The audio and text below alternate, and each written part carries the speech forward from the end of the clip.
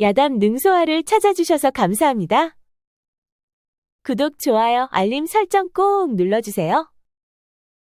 옛날 강원도 깊은 산자락에 작은 마을이 하나 있었습니다.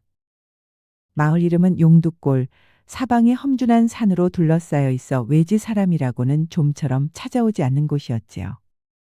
마을 어귀에는 맑은 개울이 흘렀고 봄이면 버들가지가 늘어지고 여름이면 아이들이 첨벙거리며 놀았습니다. 그런데 그 개울가에서 언제나 함께 노는 두 아이가 있었습니다. 하나는 사내아이 상구였고 또 하나는 계집아이 동숙이었지요. 상구는 마을 나무꾼의 아들이었고 동숙은 상군의 바로 옆집에 살았습니다. 두 아이는 아침에 눈을 뜨면 제일 먼저 서로를 찾을 만큼 각별한 사이였지요. 어린 상구는 개울에서 가재를 잡으면 반드시 동숙이에게 먼저 보여주었고 동숙은 산에서 딴 산딸기를 상구 손에 쥐어주었지요. 마을 어른들은 저 둘은 나중에 한 지붕 아래 살겠구나 하며 흐뭇하게 바라보았습니다. 그렇게 두 아이의 시간은 봄, 여름, 가을, 겨울을 타고 천천히 흘러갔지요. 상구가 12살 되던 해 가을이었습니다. 어린 상구는 개울가 넓적한 바위 위에 쭈그리고 앉아 뭔가를 열심히 문지르고 있었지요. 그때 어린 동숙이 달려와 상구 옆에 쪼그리고 앉았습니다. 상구야, 그게 뭐야? 가만히 있어봐. 다 닦으면 보여줄게. 어린 상구는 소매로 손바닥을 닦더니 동숙이 앞에 내밀었습니다. 그것은 산에서 주워온 작은 옥돌이었지요. 빛이 은은하게 도는 초록빛 돌이었는데 상구가 한참을 문질러 닦아놓으니 여간 예쁜 게 아니었습니다. 어머, 이게 뭐야? 참 예쁘다. 산에서 주웠어. 너 주려고 닦은 거야. 어린 동숙의 눈이 동그랗게 커졌습니다. 나 주려고? 너 이거 가지고 있어. 내가 커서 꼭 내 곁에 있어줄 거야. 그때까지 내 대신 이것을 가지고 있어. 어린 동숙은 옥돌을 두 손으로 꼭 쥐었습니다. 그녀의 작은 손이 살짝 떨렸지요. 상구야, 고마워. 나 이거 죽을 때까지 간직할 거야. 어린 상구는 쑥스러워 고개를 돌렸고 동숙은 옥돌을 품속 깊이 넣었습니다. 두 아이는 해가 기울도록 바위 위에 나란히 앉아 개울물을 바라보았지요. 그로부터 두 해가 지난 어느 날이었습니다. 동숙네 집 마당에 웬 낯선 사내들이 찾아왔지요. 비단 옷을 차려입고 하인을 둘씩이나 데리고 온 그 사내는 읍내에서 온 서병두라는 자였습니다. 마을 사람들은 그 사내를 아는 사람이 한 명도 없었지요. 다만 읍내에서 가장 큰 주막과 기방을 운영하는 행수로만 들었을 뿐이었습니다. 그때 동숙의 아버지가 술에 취해 비틀거리며 마당으로 나왔지요. 누구시오? 다름이 아니라 어르신께서 장에서 빌리신 돈 때문에 찾아왔소이다. 그 말에 동숙 아버지의 얼굴이 하얗게 질렸습니다. 이자가 불어 이제는 갚지 못하게 되었으니 이 집과 땅을 모두 가져가야 할 것 같소. 아니 그게 무슨 소리요? 난 그렇게 많이 빌리지 않았어. 이자가 붙으니 어쩌겠소. 우리도 먹고 살아야 하니 돈을 갚던지 집을 내놓으시오. 그 말에 아버지는 땅바닥에 풀썩 주저앉았습니다. 정 돈이 없으면 다른 방법도 있어. 서병두는 낮고 부드러운 목소리로 말했습니다. 그게 무엇이요? 어르신에게 딸이 하나 있다 들었소. 그 딸을 내게 시집 보내면 빚도 탕감되고 따님은 호의호식할 것이오. 그 말에 아버지는 안 된다며 정색을 하였습니다. 그럴 순 없소. 그 어린 것을 어찌 시집 보낸단 말이요.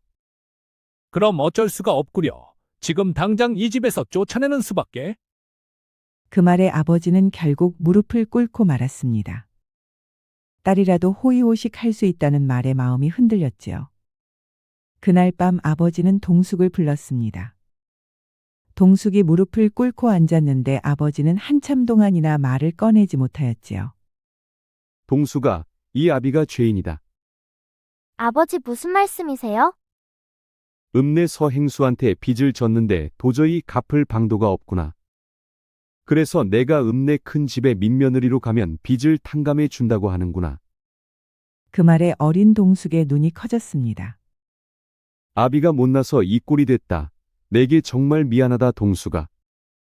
어린 동숙은 한동안 말이 없었습니다. 그녀의 눈에서는 눈물이 흐르고 있었지요. 알겠어요, 아버지. 너무 걱정 마세요. 어린 동숙은 자신보다 아버지의 처지를 먼저 생각했습니다. 허나 그녀는 모르는 사람에게 시집 가는 것은 죽기보다 싫었지요. 그날 밤 어린 동숙은 품속에서 옥도를 꺼내보며 밤새도록 울었습니다.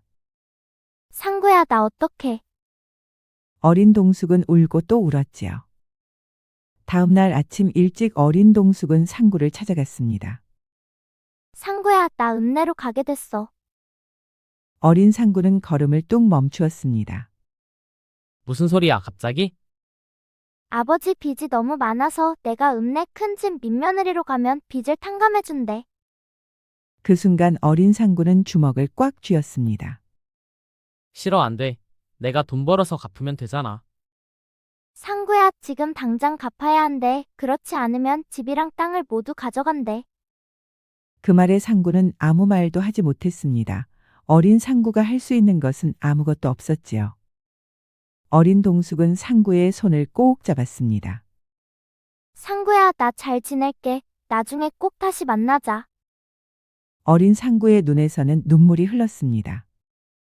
내가 꼭 데리러 갈게. 기다려. 알았어, 기다릴게. 어린 동숙은 빙긋 웃었습니다. 허나 그 웃음 뒤에는 슬픔이 가득했지요. 다음 날 서병두의 하인들이 마차를 끌고 왔습니다. 어린 동숙은 작은 보따리 하나를 들고 마차에 올라탔지요.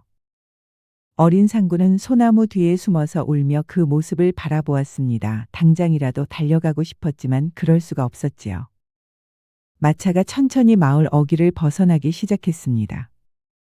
그때 어린 동숙이 뒤를 돌아보았지요. 그리고 상구와 눈이 마주쳤습니다. 어린 동숙의 눈에서는 눈물이 주르륵 흐르고 있었지요. 어린 상구는 그 자리에 서서 마차가 산고비를 돌아 사라질 때까지 한 발짝도 움직이지 못했습니다. 마차가 완전히 보이지 않자 상구는 소나무에 머리를 박고 하염없이 울었지요. 그런데 어린 동숙이 끌려간 곳은 민며느리 집이 아니었습니다. 읍내에서 가장 크고 화려한 기방 월양루였지요. 서병두가 동숙 아버지에게 한 말은 모두 거짓이었습니다. 그는 처음부터 동숙을 기생으로 만들 작정이었지요. 어린 동숙이 월양로 앞마당에 들어섰을 때 그제서야 모든 것을 알게 되었습니다. 화려한 비단 옷을 입은 여인들이 마당을 오가고 향냄새가 온 기방 안에 가득하였지요. 여기가 어디예요? 이곳은 민며느리 집이 아니잖아요. 이제부터 여기가 내 집이야. 말 잘 듣고 잘 지내면 밥은 굶지 않을 것이야. 어린 동숙은 뭔가 잘못됐다고 생각하고 도망치려 하였습니다. 하지만 하인들이 그녀의 양팔을 잡았지요. 놔줘요. 저는 기생이 되려고 온 게 아니에요. 얘야 싫어도 어쩌겠니. 내가 도망치면 내 아비는 집과 땅을 모두 빼앗길 것이야. 그 말에 어린 동숙은 몸에서 힘이 쭉 빠졌습니다. 하인들이 손을 놓아도 동숙은 그 자리에 가만히 서 있었지요. 집으로 돌아갈 수 없다는 것을 그 순간 뼈저리게 깨달았지요. 어린 동숙은 품속의 옥도를 손으로 꼭 쥐었습니다. 지금 이 순간 동숙이 붙들 수 있는 것은 그게 전부였지요. 월양루에서 동숙을 처음 거둬준 사람은 연하라는 기생이었습니다. 연하는 월양루에서 가장 오래된 수석 기생이었지요. 나이는 동숙보다 10살 위였으나 그녀의 아름다움은 읍내에서 따라올 여인이 없었습니다. 연하는 동숙을 자기 방으로 데려가 따뜻한 밥을 먹였지요. 어린 동숙은 밥을 먹다가 그만 울음을 터뜨렸습니다. 울지 마라. 울어봤자 아무것도 달라지지 않아. 그런데 언니는 왜 저를 도와주시는 거예요? 나도 너처럼 쏘가서 이곳에 왔단다. 연하의 눈빛은 슬퍼 보였습니다. 여기서 살아남으려면 눈치가 있어야 해. 보이는 것만 믿지 말고 들리는 것만 믿지 마. 여기선 아무것도 진짜인 게 없어. 어린 동숙은 고개를 끄덕였습니다. 그날부터 어린 동숙은 연하 곁에서 월양루의 법도를 배우기 시작했지요. 연하는 동숙에게 버티는 방법을 가르쳐 주었습니다. 겉으로는 순종하되 마음속을 들키지 않는 법을 가르쳐 주었지요. 하지만 어린 동숙의 마음속에는 온통 상구 생각뿐이었습니다.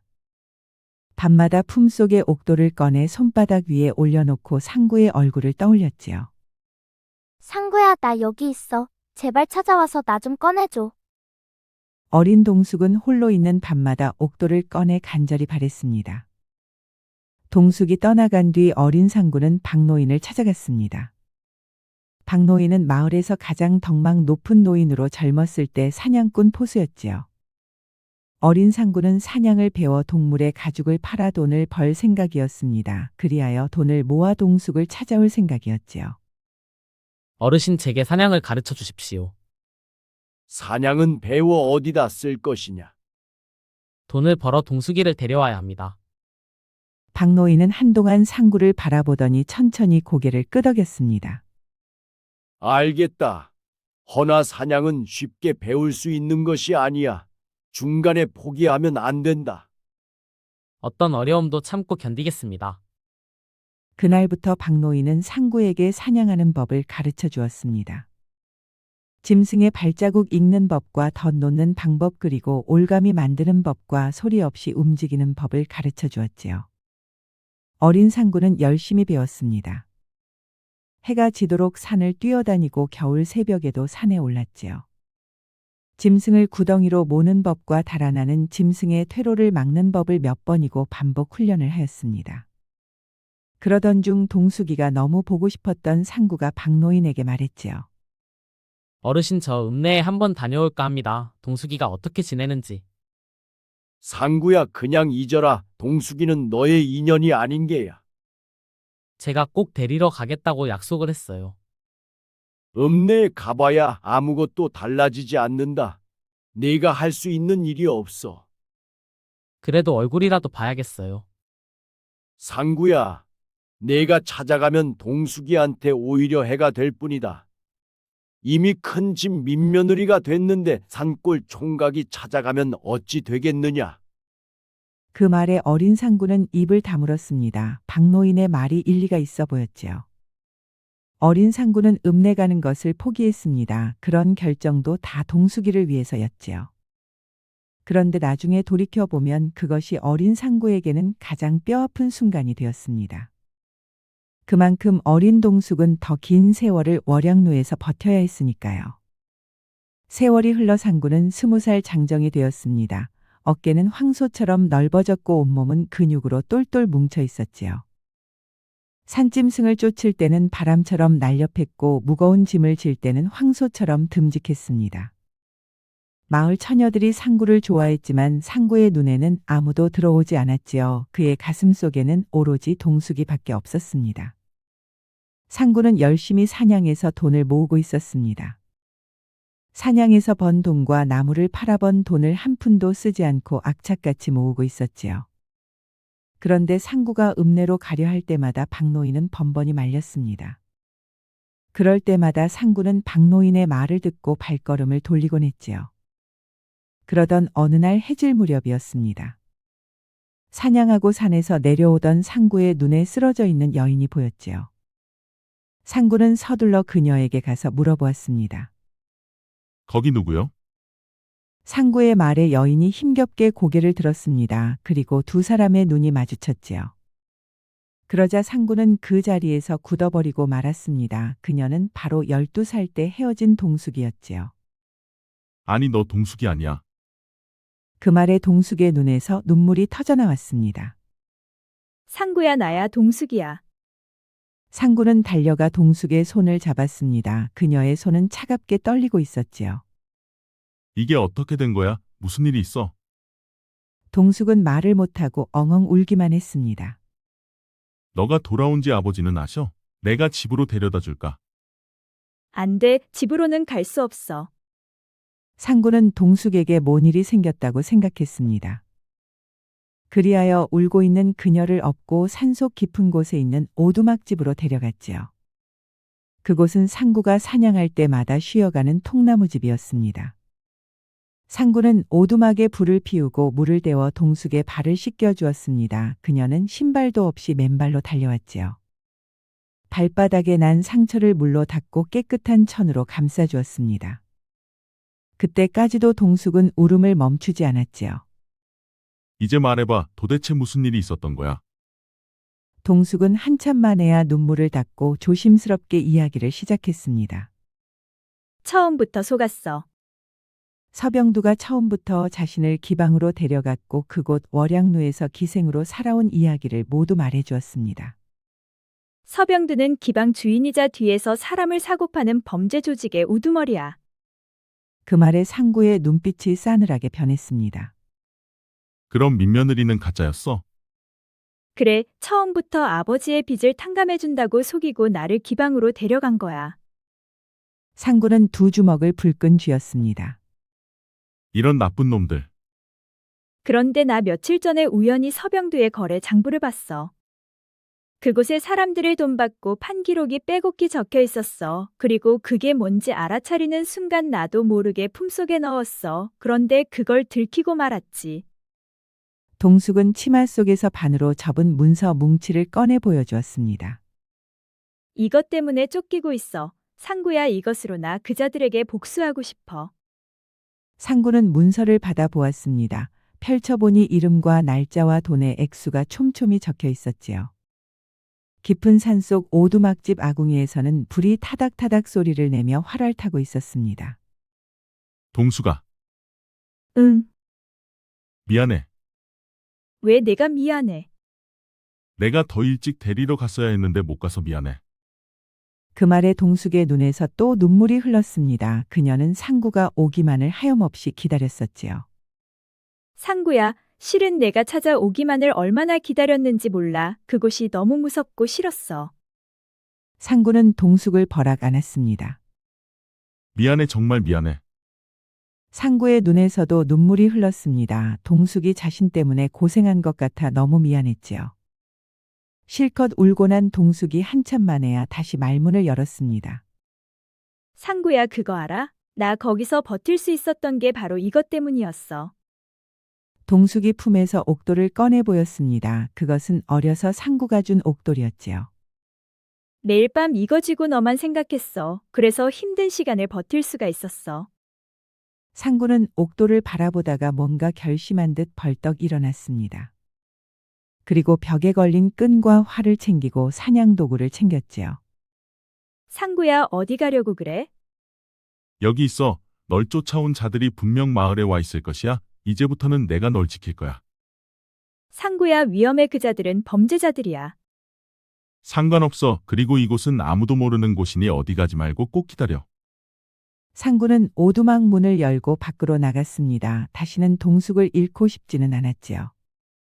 상구가 나가고 동숙은 옥돌을 손에 꼭 쥐며 불빛을 바라보았습니다. 그리고 상구가 무사히 돌아오기를 간절히 빌었지요. 그날 밤 읍내에서 온 왈패 셋이 용두골 주막에 들어와 술을 마시고 있었습니다. 그자들은 서병두가 보낸 왈패들이었지요. 그중 칠봉이라는 자는 읍내에서도 악명이 높은 건달이었습니다. 그는 덩치가 크고 성질이 흉악했지요.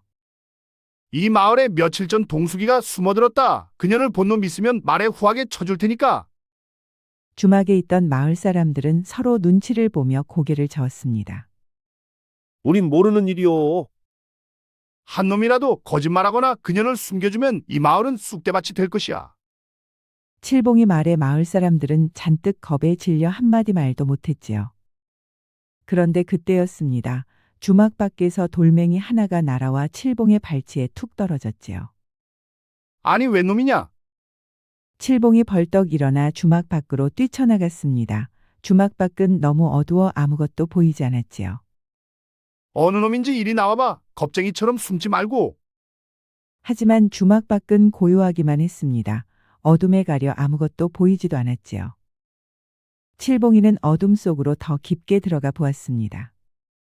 그런데 그 순간 올가미가 칠봉이의 발목을 휘어 감더니 갑자기 팽팽해지면서 칠봉이의 몸이 허공으로 튀어올랐지요. 칠봉이는 올가미에 걸려 나무 위에 대롱대롱 매달렸습니다. 으악!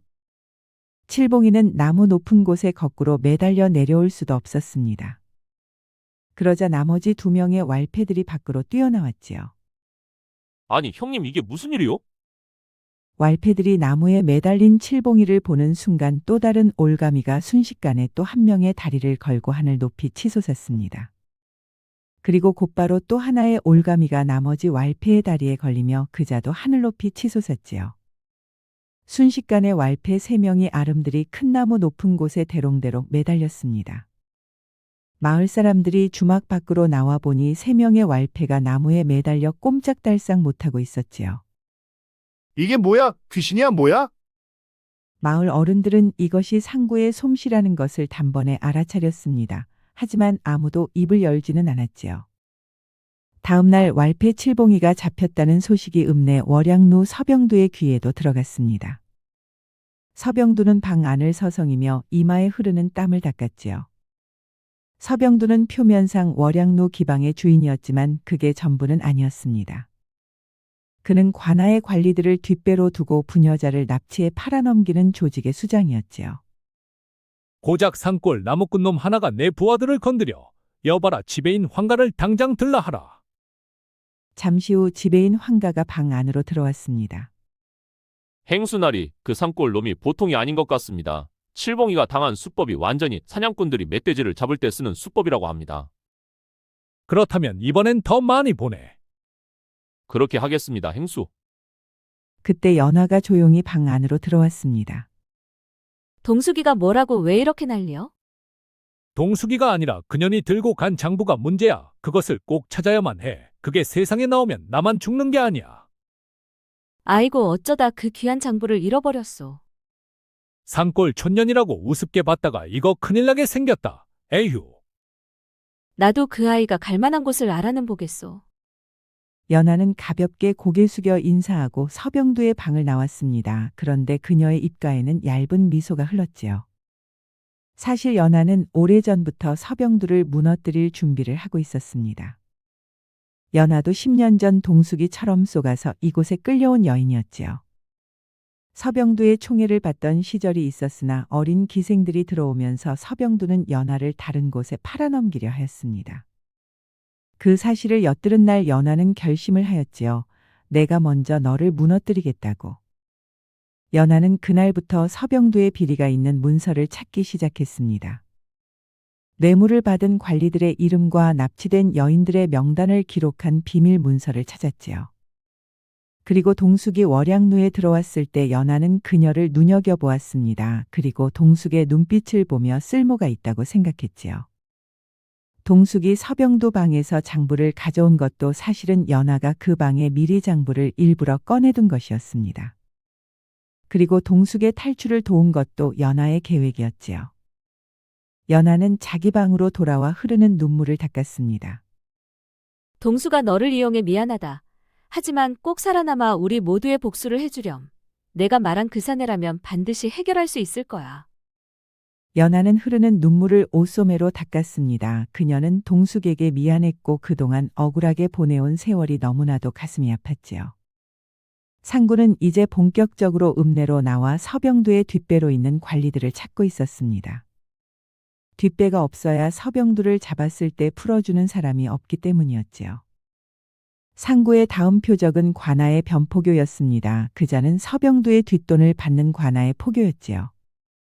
어느 날 변포교가 월양루에서 나와 관아로 돌아가는 오솔길을 걷고 있었습니다. 그날 밤은 별도 달도 없는 밤이었지요. 그런데 갑자기 변포교 앞에 시커먼 그림자 하나가 나타났습니다. 너 누구냐? 변씨 앞에 나타난 사내는 바로 상구였습니다. 그의 손에는 문서 뭉치가 들려 있었지요. 포교날이 이게 뭔지 아시겠소? 갑자기 변포교의 얼굴이 굳어졌습니다. 그것은 서병두가 잃어버린 장부의 일부였지요. 내 놈이 죽고 싶은 게냐? 큰 소리 쳐도 되긴 하지만 오늘이 마지막이요. 이런 놈을 보았나 어딜 감히 누구에게 덤비는 것이야. 변포교가 검을 꺼내 들었습니다. 그리고 상구를 향해 힘차게 휘둘렀지요. 하지만 귀신처럼 빠르게 움직이는 상구의 털끝 하나도 건드릴 수가 없었습니다. 한참 만에야 변포교는 상구를 도저히 이길 수 없다는 것을 알았지요. 그래, 내 놈이 원하는 것이 무엇이냐? 자백서를 한 장 써주셔야겠소. 그럼 나도 더는 귀찮게 하지 않으리다. 못 써주겠다면 내 놈이 무엇을 할 수 있겠느냐? 그럼 조만간에 변포교님은 옷 벗고 감옥에 있지 않겠소. 내일이면 이 문서는 형조의 감찰께서 보실 것이요. 그럼 내가 자백서를 써주면 어찌할 것이냐? 그럼 그것은 내 손에만 있을 것이요. 변포교께서 더 이상 서병두의 뒤만 봐주지 않으면 됩니다. 조만간 서병두가 죄를 인정받아 감옥에 가면 변포교님의 자백서는 돌려주겠소. 변포교는 하는 수 없이 덜덜 떨리는 손으로 자백서를 써주었습니다. 그 이후로 변포교는 서병두와 일체 연락을 끊었지요.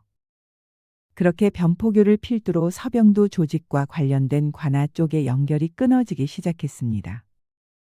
상구의 다음 목표는 황가라는 월양로 지배인이었지요. 황가는 도망친 기생들을 추적하는 일을 맡고 있었습니다. 체격은 왜소했지만 눈치가 빠르고 잔인하기로 유명했지요. 깊은 밤 황가가 좁은 골목을 지날 때 상구는 한 방에 황가를 기절시켰습니다. 그리고 그를 들쳐매고 산속 깊이 들어가 그자를 나무에 꽁꽁 묶었지요. 잠시 후 황가가 눈을 뜨자 상구가 물었습니다.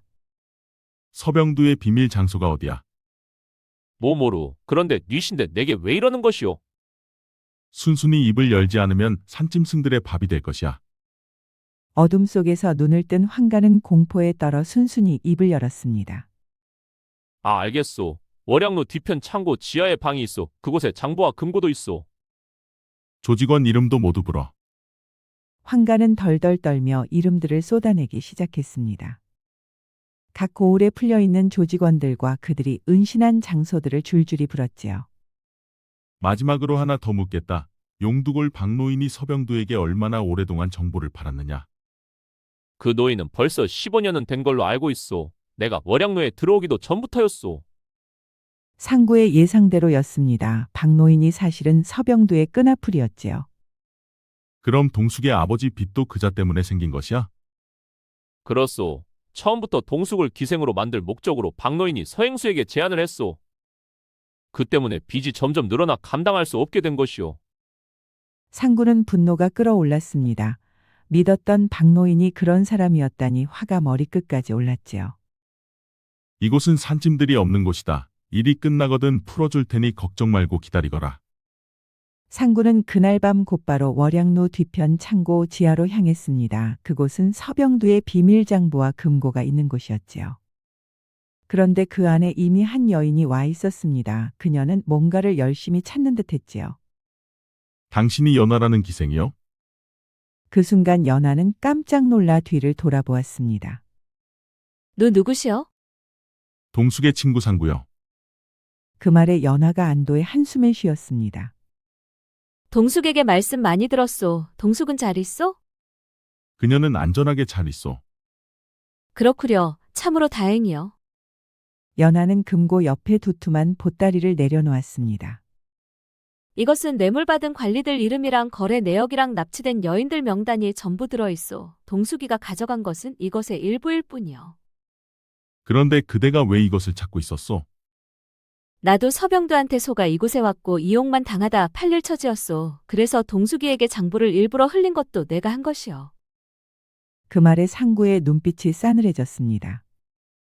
그런데 말이여, 동숙이가 당신 이름을 얼마나 많이 불렀는지 아시오?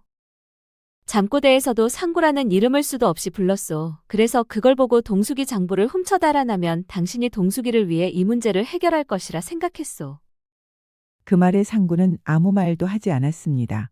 진작 동숙이를 빼내지 못한 것은 자신의 잘못이 컸기 때문이었지요.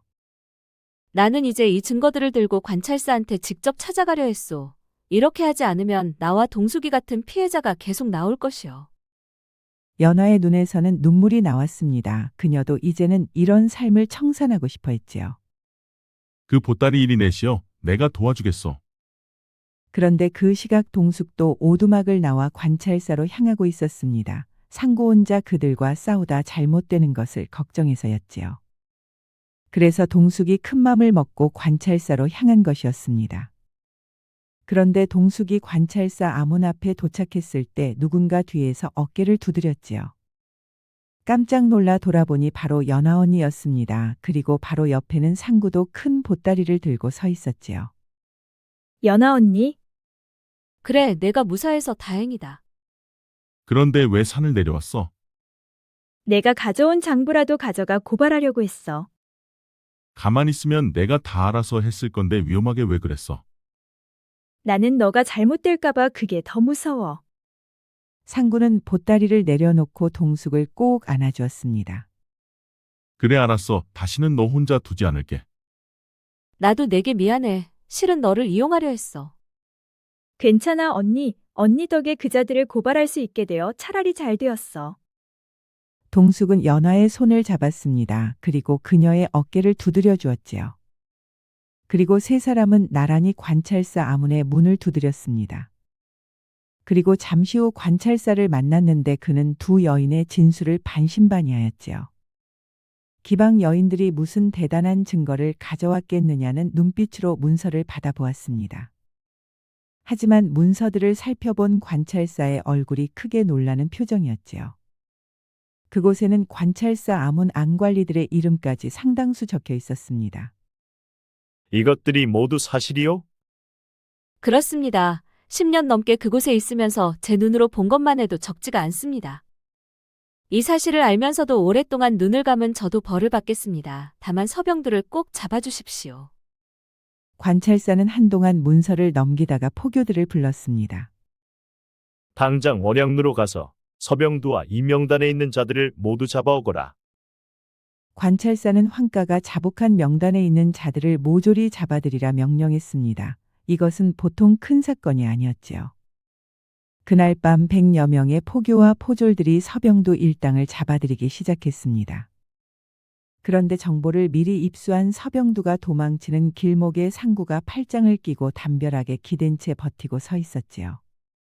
너는 누구냐? 상구는 아무 말도 하지 않고 그냥 서 있었습니다.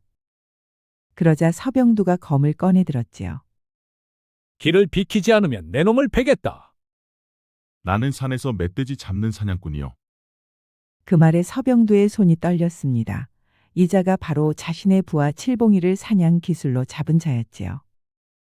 그 순간 서병두가 칼을 치켜들었습니다. 그리고 상구를 향해 힘껏 내리쳤지요. 상구는 칼을 사뿐히 피하고 그의 팔과 다리를 힘차게 내리쳤습니다.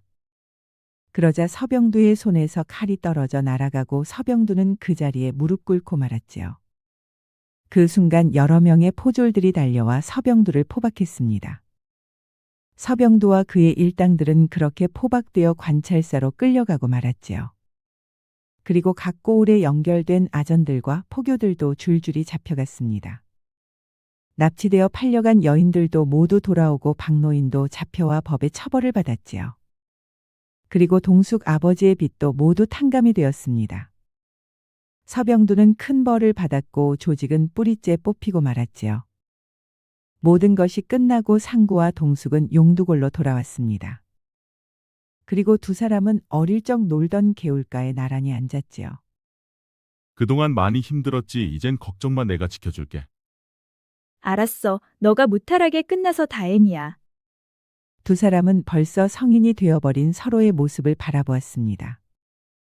그리고 몇 달 후 용두골 마을에서는 소박한 혼례가 열렸습니다. 마을 사람들이 모두 나와 두 사람의 혼례를 축하해 주었지요. 동수가 내가 죄인이다. 부디 용서해다오. 아버지 저 잘 있었어요. 그러니 걱정 마세요. 동숙의 아버지는 옷소매로 눈물을 닦았습니다. 마을 사람들도 그 모습을 보며 동숙의 아버지를 위로해 주었지요. 동수가 부디 행복하게 잘 살아. 고마워, 언니. 연화 언니도 찾아와 동숙의 혼인을 축하해 주었습니다. 그렇게 혼례가 끝나고 두 사람은 신혼 첫날 밤이 되었지요. 이제 우리 뭐 하면 되지? 뭐 하긴 일단 촛불부터 꺼봐. 신혼 첫날 밤 두 사람은 처음으로 사랑을 나누었습니다. 그리고 다음날 이부자리에는 빨간 장미 한 송이도 있었지요. 그동안 상구가 벌어놓은 돈으로 두 사람은 아들, 딸 낳고 행복하게 아주 잘 살았습니다. 쓴 것이 다하면 단 것이 온다는 고진감래처럼 참고 견디면 반드시 좋은 날이 온답니다. 두 사람이 떨어져 고통 속에서 참고 견뎌내야 했지만 결국 악몽 같은 시간이 지나고 밝고 환한 행복이 찾아왔지요. 그러니 인생에서 참고 견디는 시간은 열매를 맺는 과정이 아닐까요? 구독과 좋아요, 알림 설정 꼭 부탁드립니다.